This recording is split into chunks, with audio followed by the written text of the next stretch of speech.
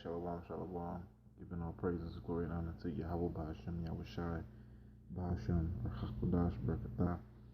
Alright, before I start the lesson, I want to give double honors to my apostles and my elders, a great millstone, who rule well, with honor and diligence, man, the water for teaching me this truth, from the elders on down, and peace and salutations to all you Akim out there preaching this truth, risking your lives, alright, throughout the four corners of the earth, for truth and sincerity in your hearts, alright, for the love of the gospel. Alright, this is the brother Shamar Yah, coming out of the GMS branch, Great Millstone branch, Gary, Indiana. Alright, I'm not going to say my name is Shamar Yah. Come here. Excuse me. Coming at you with another lesson. Alright, this lesson is going to be about the coronavirus, man. These people shook. Alright, we us in the know, us with the truth, with the light that the Lord has given us. We know that this coronavirus is nothing but a farce. It's nothing but hype. It's nothing more than a severe case of pneumonia. Okay, it's just a severe case of pneumonia, and you contract it just like how you contract any common cold.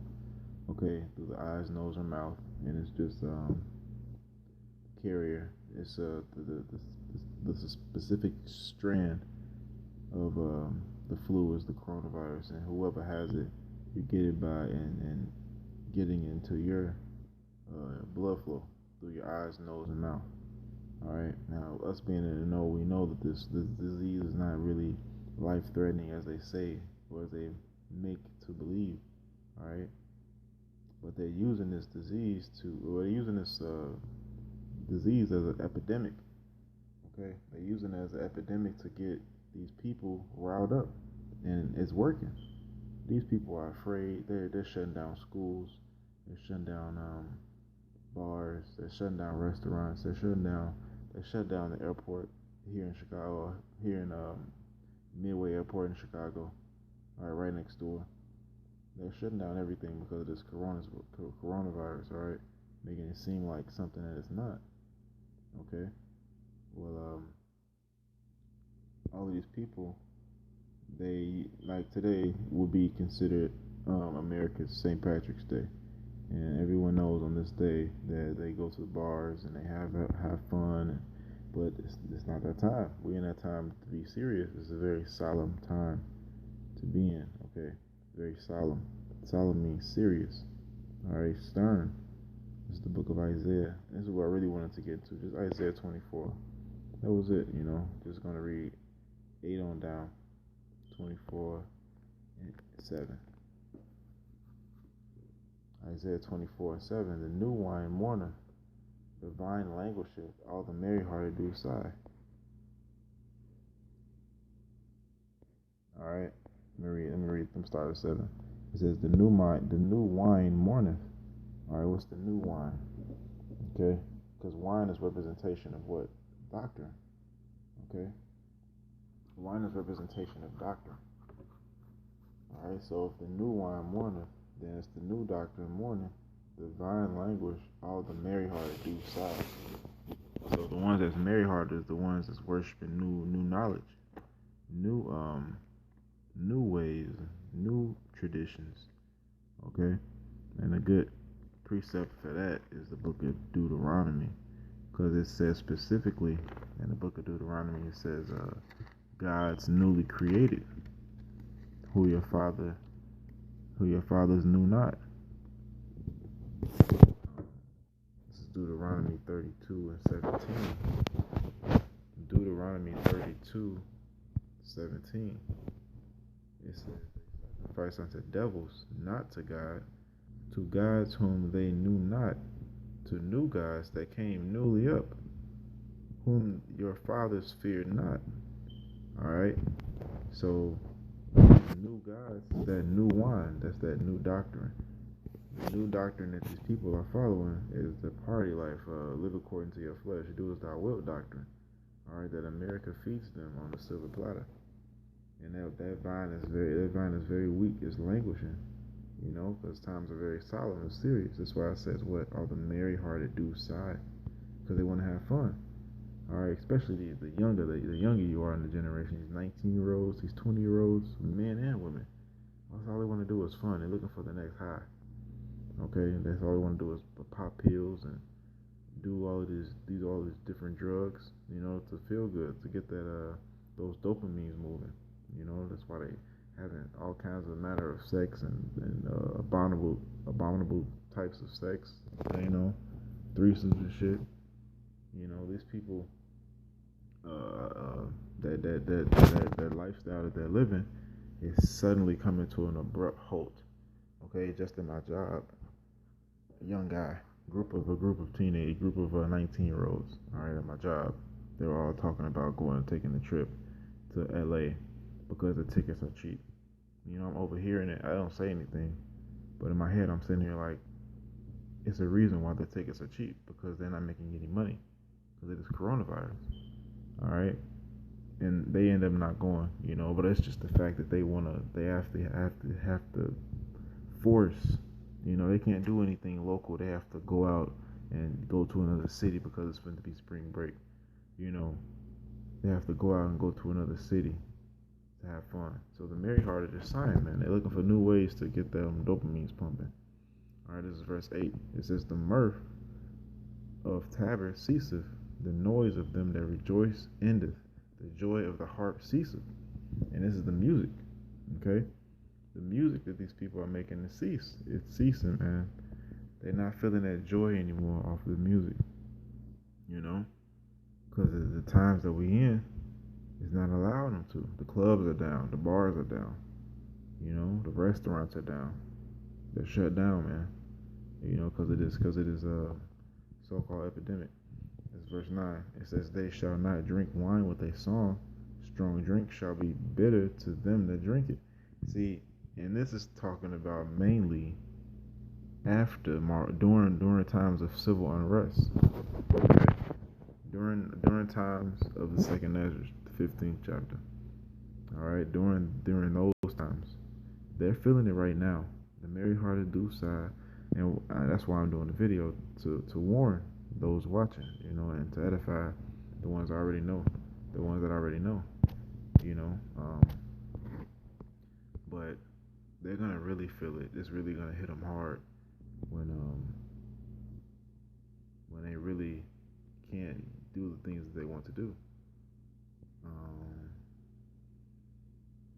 Second Ezra 15.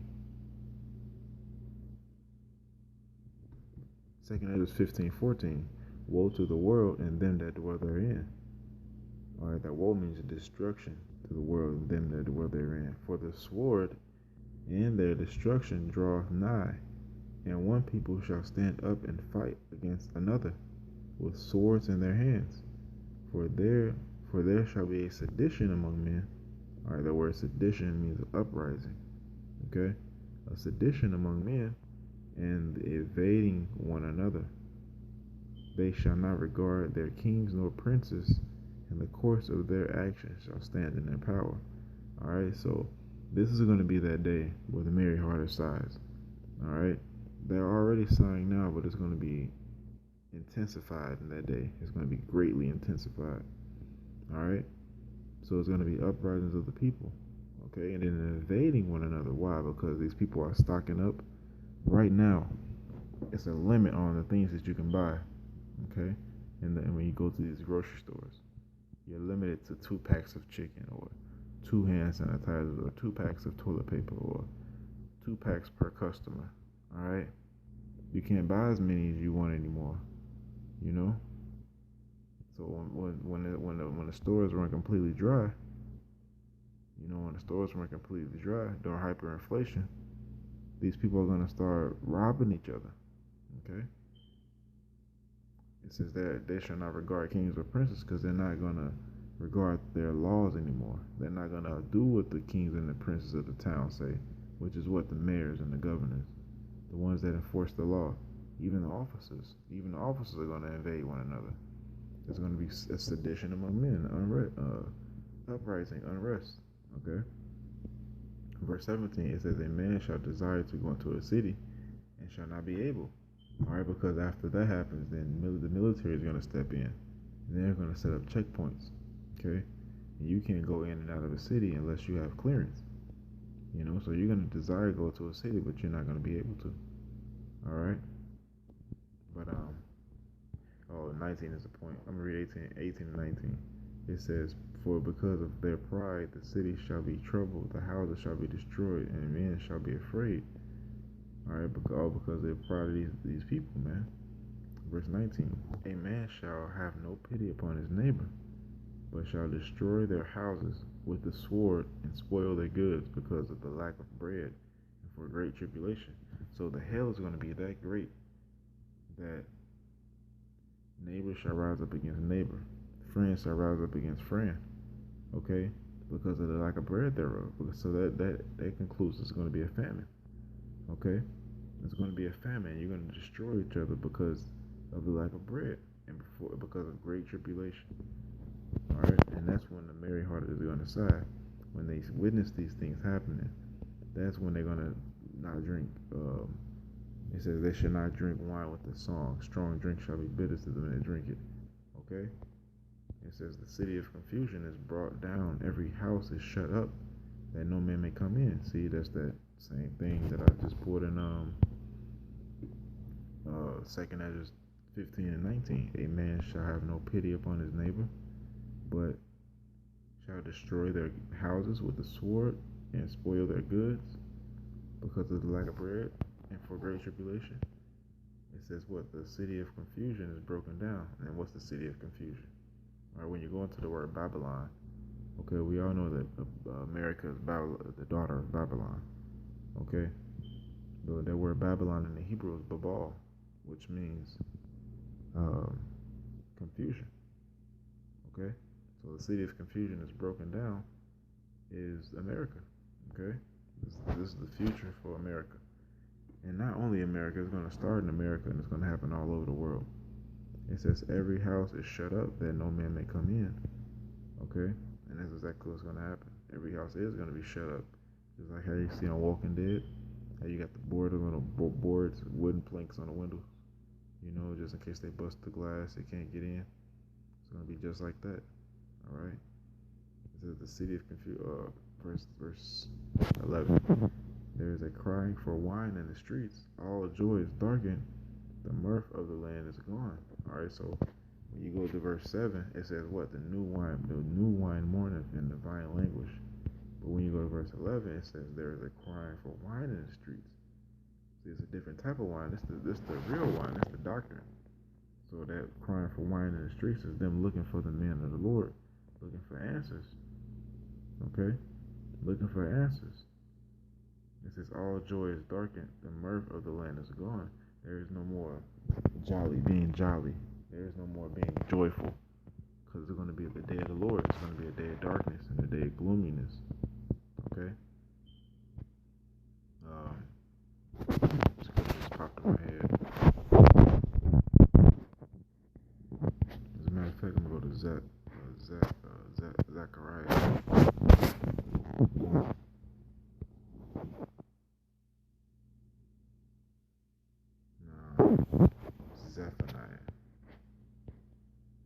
Zephaniah 1 and 15.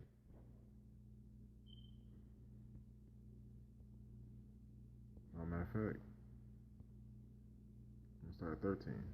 Zephaniah 1 and 13 says, "Their goods shall become a booty, and their houses a desolation." See? Matter of fact, I'm going to start at 12.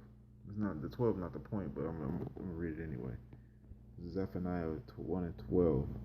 "And it shall come to pass that at that time that I will search Jerusalem with candles and punish the men that are settled on their lees, that say in their heart, the Lord will not do good, neither will he do evil." All right, so the Lord is going to punish those men of Israel that are settled on that are comfortable. All right, saying the Lord not coming back. He's not coming back to do good, neither is he going to do evil. So the Lord is going to punish them by way of what? By way of, therefore, their goods shall become a booty, in their houses a desolation. So didn't I just read that in Isaiah? When it says,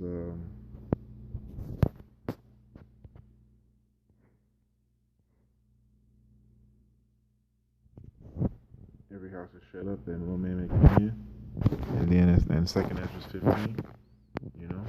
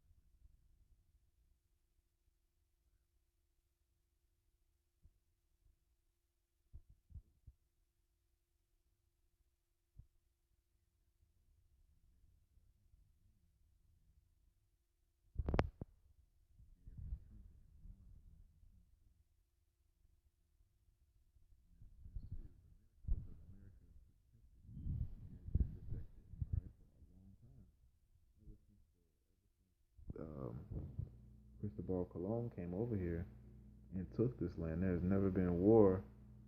I'm sorry, ever since Revolutionary War, ever since the Revolutionary War when America was founded, there has not been blood spilled on this land ever since America was started after the Revolution. So that's the fenced cities, because when you have fenced cities and high towers, that city is protected, and America is going to be no longer known as the protected city. Okay, but that was the point, that the Lord is a dead dark. You know,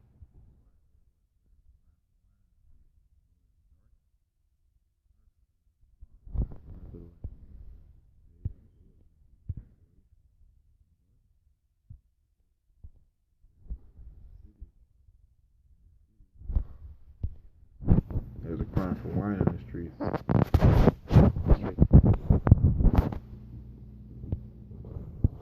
Amos, where's it at, Amos? I forgot. Uh, Amos, Stamos. 8 and 11. That's what it is. 8 and 11. This is that crying for wine in the streets. Behold, the days, Amos 8 and 11. Behold, the days come, saith the Lord Yahweh, that I will send a famine in the land, not a famine of bread, nor a thirst for water, but of hearing the words of the Lord. Alright? So because this prophet, it's going to be dangerous out there, so the prophets are going to be gone. You understand? It says, and the city is left desolation, and the gates is smitten with the destruction. Alright? And the city is left desolation, and the gates are smitten with destruction. Okay? It says,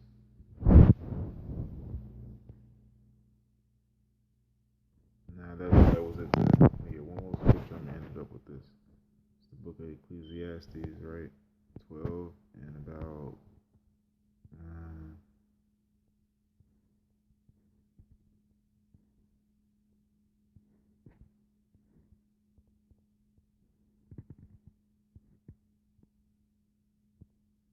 Ecclesiastes 12 and 3. I'm going to just start at 3. It says, in the day when the keepers of the house shall tremble, and the strong men shall bow themselves, and the grinders cease because they are few, and those that look out of the windows be darkened.